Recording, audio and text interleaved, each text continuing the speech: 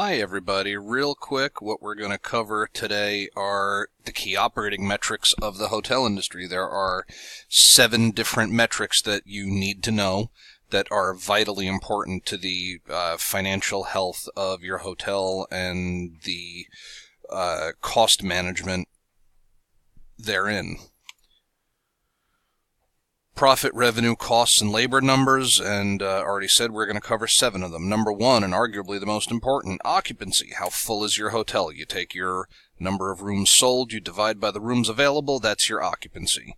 I have 126 rooms at my hotel, and if 110 are occupied, that gives me an occupancy percentage of 87.3. 000, out-of-order rooms. Also comps, freebies from management, or things like that. Comps count toward occupancy because they are occupied and they need to be cleaned, but they drag down financial performance. Occupancy is also what airlines call load factor. It's the same math, and it's just a fancier way of saying seats sold divided by seats available on a per flight or per city pair basis. Number 2, ADR, average daily rate. This is the easiest and simplest way to tell people who are not front office savvy about hotel finance. My property management system can give me a report that breaks down rate codes by the spend each rate generated, what percent of the previous night it generated. You want to know your revenue mix. I once had a student who was a movie theater manager. And I said, as much as you would like to, can you fill your entire theater with full-price tickets? No, you can't. So you want to know what rates you're getting and what quantities of them. There's going to be a mix of rates, and you're going to need that mix of rates to be successful. Continued.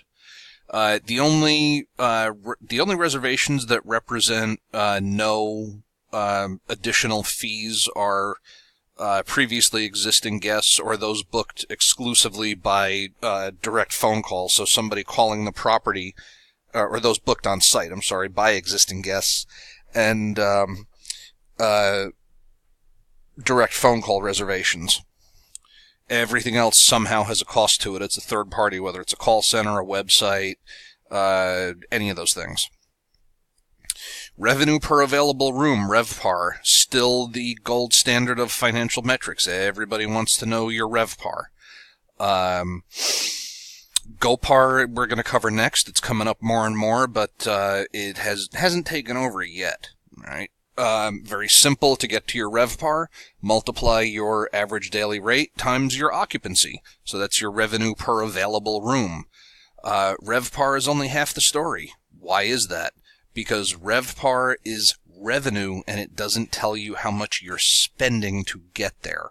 And that's where our next metric comes in, number 4, which is GoPAR. Gross operating profit per available room. Since the 2008 recession, this is a great way to see deeper into a hotel's numbers. GoPAR is your taxes, insurance, incentive fees, which would be your percentage off the top-line sales that your management company gets. Other fixed charges, there's a lot to that, and it's not easy to compute, and it changes from property to property. Your interest payment, what your debt service on your mortgages, and your equity requirement. An equity requirement, typically a hotel owner needs to keep 10% of the mortgage available in cash. So, and then take your number of available rooms per day and multiply by 365. Cost per occupied room, pronounced CPOR. It is not a number that's set in stone, but it needs to be acceptably close. And when I say everything, I mean everything, broken down to the single room unit and added together. Labor, utilities, amenities. All right, calculating CPOR is difficult, and it varies from market to market and property to property because of things like utility rates and labor markets. But once you have a good number, it should be fairly accurate on any given day, generally speaking. So we go from CPOR to MPOR. Why? There it is. Okay. Minutes per occupied room. Generally accepted standard for housekeeping attendants is 30 minutes of work per new arrival, 15 for a stayover, and 20 for a stayover where you have to change the linens. So you take your total minutes of housekeeping labor, so you multiply hours times people to get all of the hours that you're paying for. You break that down into minutes. You divide that by the number of rooms cleaned. Okay, how many rooms were cleaned? It's not always easy to tell because you're going to have out of orders. You're going to have rooms that refuse service. Always multiply the schedule out to the minute, not the hour, because hours don't help in this case because you're not concerned with hours the same way as you would be with payroll. And if you have a high MPOR, this is your formula to understand just how much 1 minute of a room attendant's time will cost you as a manager or an owner. Rooms times occupancy times open days per year, your average wage, and your percent over wage for benefits. Generally, again, not always, but generally, you can assume that 40% of an employee's wage is, or another 40% is their benefits package. Last but not least, turnover. As soon as the computer catches up to me. Okay. Turnover we're going to cover later in the course, and it is the percentage of separations against total numbers of employees. There's an explainer document to help you out. Okay. Huge hidden cost. It is very cheap to fix, but very expensive to deal with.